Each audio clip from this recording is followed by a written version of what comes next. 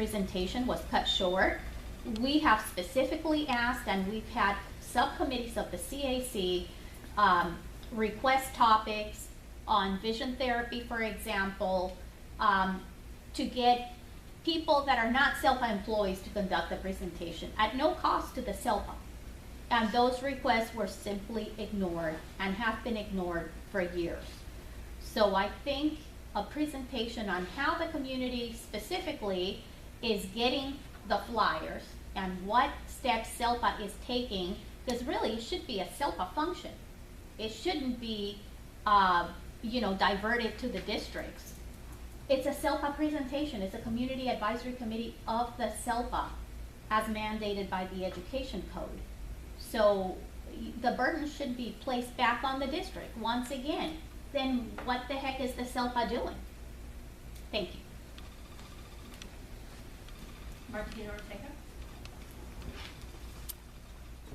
As some people know, I was the chairperson for CAC several years ago, and there has always been a shadow of doubt of how the parents are notified of any CAC presentation.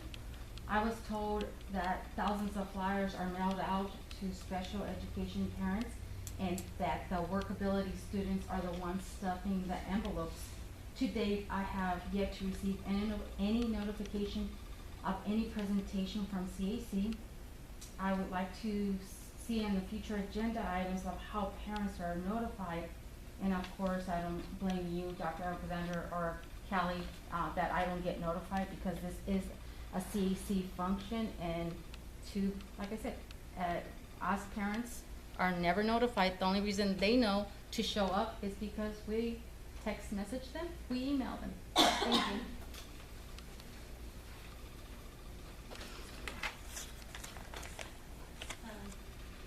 David Thomas. Thank you. If I could quickly go back because of the truck, I missed one thing I wanted to say. The other question they had in regards to the XPOT being returned, one was, is it still designated as special education dollars? The other, is the return adjusted as part of the formula for usage? I mean, I noticed that Chino got the lion's share of the return, and they are the larger district, but they also are one of the great larger consumers of SELPA services. So is there in the formula an adjustment based upon proportion of usage, was another statement I had for that one.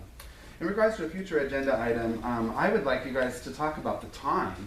The website clearly said that this meeting starts at 7:45. That's a very inconvenient time for the public. As you know, public transportation was taken away from the schools by and large, and so it is incumbent upon the parents to transport their children to school. Local schools start between the hours of 7:45 and 8:15 a.m. So as a parent to be here at 7:45 as a public member, that's very difficult. Obviously, as I got here this morning anticipating, commenting on that, there was confusion about what time the meeting was today. Again, the website clearly states meeting starts at 7:45 a.m. That was there when the public was made known of this meeting and the agenda was posted. Also, the agendas that were back there, one I picked up said it started at 8 a.m.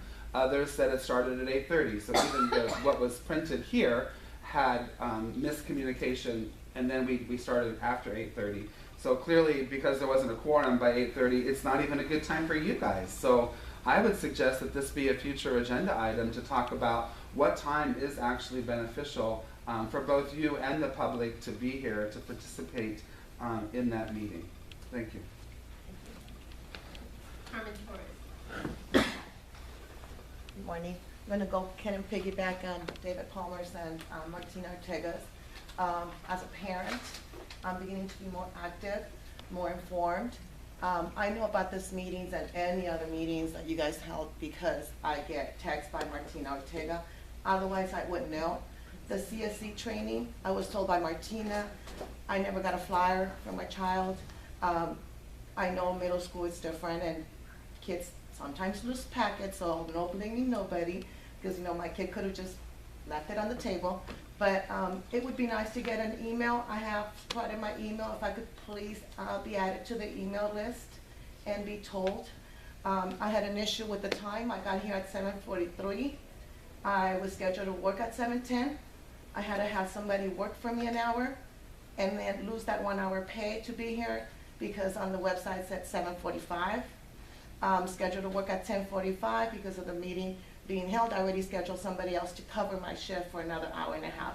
So I'm losing time to be here because it's important, but I need the exact times. And your website clearly says 7:45. I checked it last night. I didn't open the agenda because I had opened it before. I didn't have to open it again. Again, I need the exact time to be here.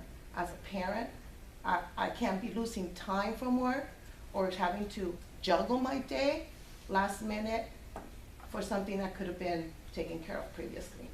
So I appreciate that. Thank you.